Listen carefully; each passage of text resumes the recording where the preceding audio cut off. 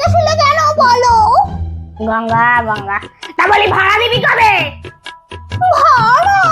কিসের ভাড়া?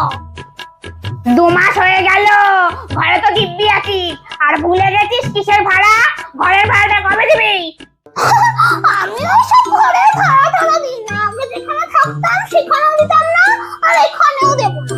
তাহলে বাড়ি ছেড়ে দিয়ে যে চুরত ধরে যাবি, যা আমার বাড়ি ছেড়ে দে।